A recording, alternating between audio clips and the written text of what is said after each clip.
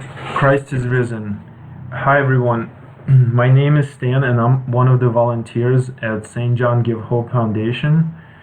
So I would like to take some of your time to talk about what the St. John Give Hope Foundation does.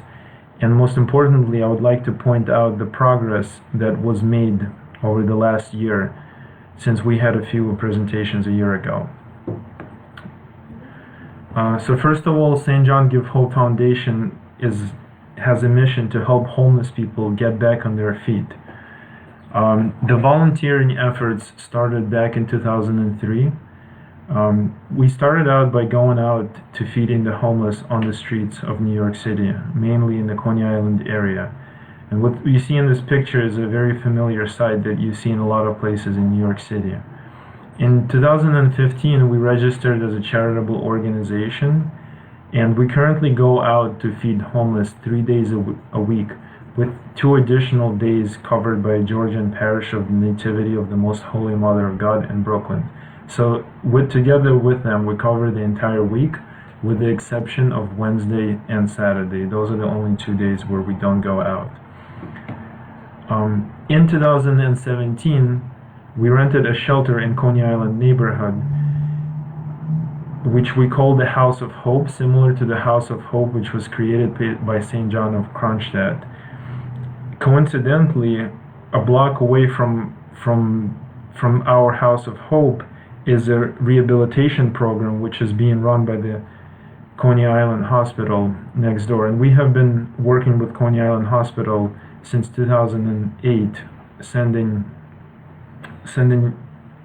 homeless there for rehabilitation and detox. What's very important is that anybody who wants to join is required to go through a detox and rehabilitation program, and only then can they live at the shelter. The residents themselves have built a chapel inside, and the first divine liturgy was held on June 1st, 2018. We've received blessings from the Moscow patriarchal parishes in the USA, and a priest from the cathedral on 97th Street, from St. Nicholas Cathedral, would come periodically to serve liturgy. But we do have an update that I will mention later. One of the things that I would like to point out is that in New York State, a success of someone getting off the streets and coming back to normal life is approximately 6%. We have a success rate of over 50%, and we attribute that higher success rate to the fact that each homeless person receives personal care and love that they wouldn't get otherwise in any kind of a government institution. And we do a lot of hand-holding and a lot of personal care where we take them to detox, we take them to rehab, we help them out, help them find a job. And I think that's the critical success factor here.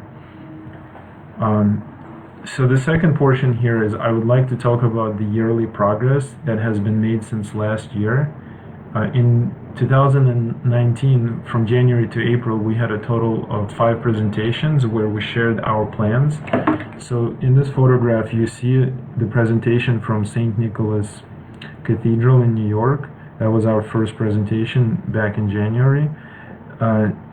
We've also had presentation at St. Nicholas Albanian Church in Queens, at the Holy Virgin Protection Cathedral of OCA in Manhattan, and at St. John the Baptist Russian Church in Little Falls, New Jersey, as well as the Orthodox Christian Fellowship in NYU.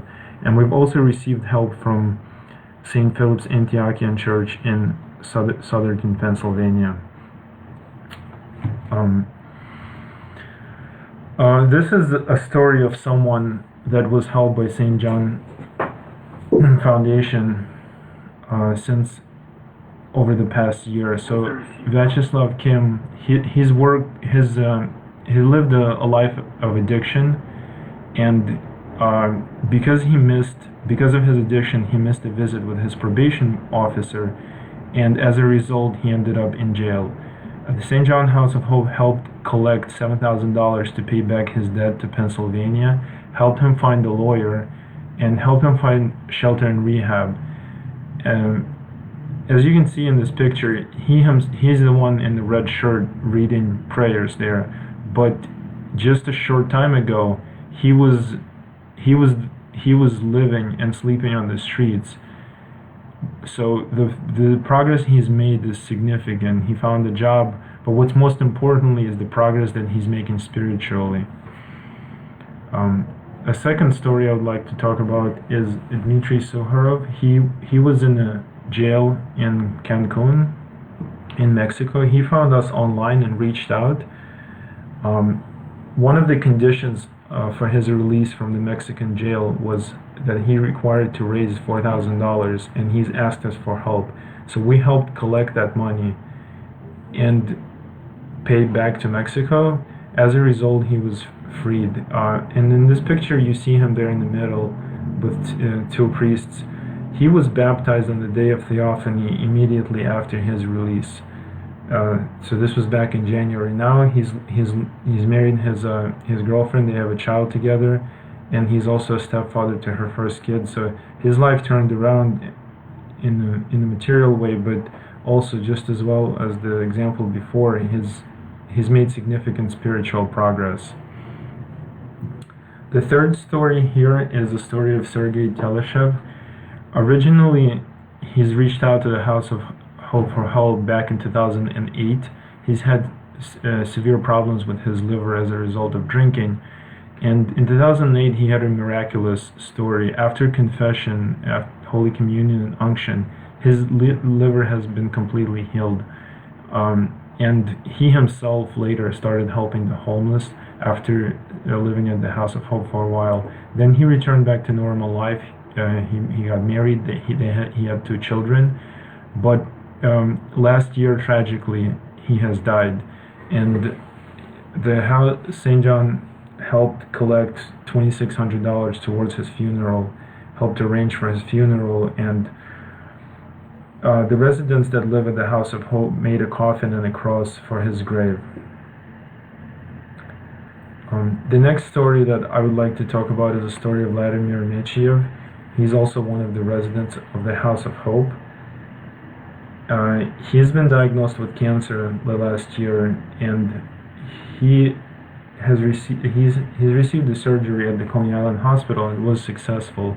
So currently he's rehabilitating and he's living at the shelter as well.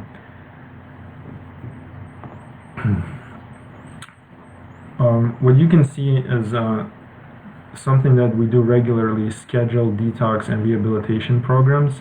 It's an absolute requirement and a prerequisite for anyone that wants to live. In this photo, you can see Inessa. She's actually a professional singer. So something that I'd like to mention is that a lot of the people that go, that end up on the streets, they're actually professional people. They had real lives. A lot of them were very successful and smart people, but unfortunately they ended up in this psychological situation, and they need help, and they need some love as well. So what's very important is that at St. John's, this help is provided. It's something they would not be able to get at a government institution. And in this photo, you can see her before and after state. Most of the people that are homeless are men, but there are still women. And currently, our shelter is specifically for men, but we do have plans in the future to help women as well, and to have a separate one for women. Right now, during the coronavirus epidemic, we still continue to go out and feed the people on the streets. Our schedule has not changed. We still go out 5 times a week. Nothing has really changed because people still need help regardless of what the situation is. So we keep doing it. An update since last year is that we've combined our efforts with Alcoholics Anonymous. They started hosting their meetings at the House of Hope. Currently, during coronavirus, they switched the meetings to a Zoom format, so it's done over the internet. But I think this is a very significant progress with the rehabilitation program next door, with combining efforts with Alcoholics Anonymous. These are all the reasons why we've been able to achieve a success factor of over 50%. Now, this is very good news. This is very positive. So the chapel that was built by the residents, we have now achieved the ability to have regular services. Father Maxime, he lives at the House of Hope with the residents there. He provides spiritual guidance. He provides psychological help for them, and most importantly, he has services on Saturdays, Sundays, and all the major holidays. So the divine services at the chapel are more frequent than at some of the churches in New York City. And his guidance and help is absolutely critical to recovery. Here in this photograph, you can see a portable iconostasis, and this is for a church in Pennsylvania near Philadelphia. They're renting a Protestant church to hold Orthodox services, and the residents from the House of Hope have made a portable iconostasis for this church. It's an example of a rehabilitation program, and the kind of work that they do, and they're helping the Orthodox community, but they're helping themselves rehabilitate by doing this kind of work. A farm for rehabilitation. So over the past year, we've made steps towards our long-term dream of building a farm for rehabilitation for the homeless. So we've signed an agreement to rent some land in upstate New York, in Westboro, New York. We've made a deposit for the trailer for 3 people, so the total cost is $1,700. We haven't paid that money yet. We do need help with that, but we have made a deposit. The cost of delivering that trailer and connecting hot and cold water, sewage, and instruments, that total cost would be $3,500. And why are we doing this? We know from what other people have done is that in the country setting, there are less temptations, and they're less likely that they will go back to their life of addiction. And this has actually been proven. This has been shown to work. So we know for a fact that something like this would work. So it's been our dream for a long time, and we've made steps toward that dream. As you can see here, an example is the brothers they're basically working hard to clear the land. This is in upstate New York. In this picture, you can also see Father Maxime standing there. He's helping them. The goal is that this farm, with time, it can become self-sustaining. They have some ideas of the kind of work that they can do, and things they can do where it can be self-sustaining. So it could be, we just need help making that initial investment in the beginning, and then the work becomes self-sustaining, and then 3 people can live there at a time. In the future, it could be more people, and then they can live temporarily there, then come back to New York and try to find jobs. But we do know for a fact that this approach does work to help with rehabilitation. Okay, so last year, over the 5 presentations that we had, we were able to collect $1,800, which was very helpful to us. But to compare that sum to the monthly rent is $26.50 per month. And in addition to that, remember the kind of expenses that we've had with the specific stories that I mentioned. So it's really, your money can really become a deciding factor, and not a single dollar goes to waste. All the money goes to helping real people, real situations, and a rehabilitation program that really actually works, right?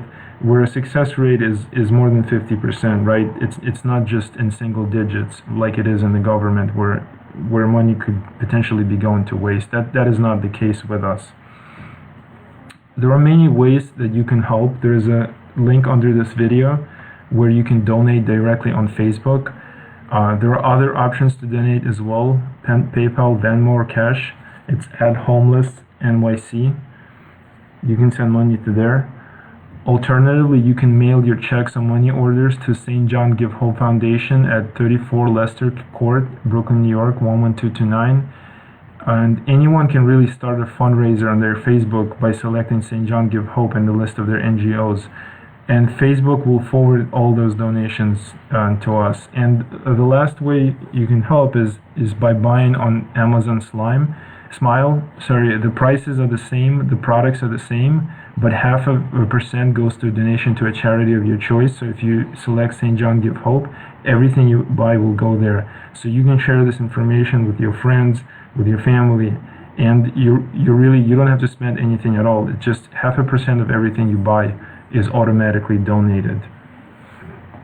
Okay, I would like to take a look at any of the questions that were raised. So I can see that someone has asked how many people approximately are coming to the feedings. So in the summer months, the number of people that show up for the feedings is over 20 people, right? So that's when the weather is good. When the weather is extremely bad, extremely cold in the winter times, it could be 5 to 6 people. So that's the variance there, from 5 to 6 to over 20 people. Let me see if there are any other questions in there. The kind of food that we bring, so usually we bring hot soup with meat. It's ideal food when it's cold outside, right? It's the kind of food that is difficult for them to get. Sometimes volunteers bring other food. For example, some volunteers, they want to celebrate their birthday and treat the homeless, so they buy other special food and they bring them, their treats. How was this ministry started? So as I mentioned in the beginning, initially some of the volunteers started going out. This was back in 2003. The volunteers started going out, and they started feeding people. Then they realized that the real help they need help getting back on their feet, right? And the programs that exist in New York State are not very effective, right? So and the main reason they're not effective is because there is no real concern. There is money, but there is no real concern. There is no real love for the people, right? And I think that's the critical element. You need a lot of hand-holding. You need a lot of psychological help, a lot of spiritual help. It's not just material. It's significantly more than that. It's almost like raising a small child, right? You need love and effort, right? So that's how it all started, and then now we have a shelter, and it's been going from there. We've had some instances where there were over 40 people that show up to the feedings, just to answer that previous question. Okay, I'm looking through the questions. Okay, I don't see anything else there.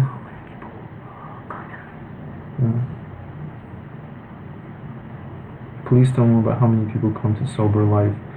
So how many people come to Sober Life? It's over 50% of the people. Over 50% of the people that go to the House of Hope, that go through the detox. The prerequisite is, of course, to go through the detox, to go through rehabilitation. At a time, 12 people can live there.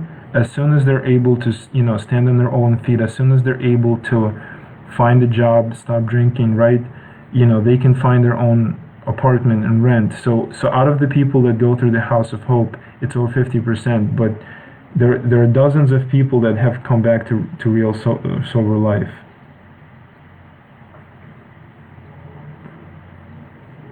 Which St. John is our patron? It's St. John of Kronstadt.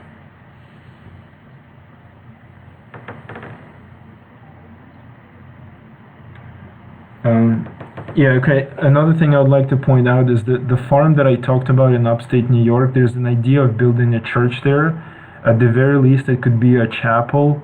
And because there's a priest now that lives at the House of Hope here in Brooklyn, we would have the ability to hold services there at the very least once a month. To go out there, have him pray and provide support. Yeah. Okay, I don't see any additional questions, so I would like to thank everyone for your time. Please share this information with your friends. Please share the video. Please help us out in any way you can.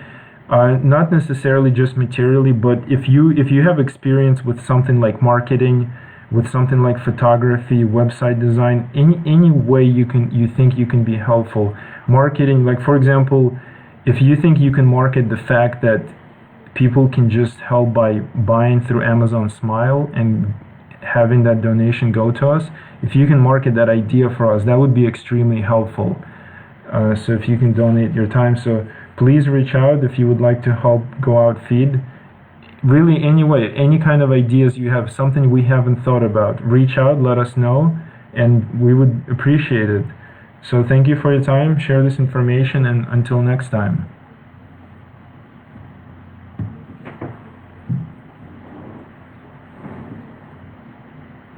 Save it.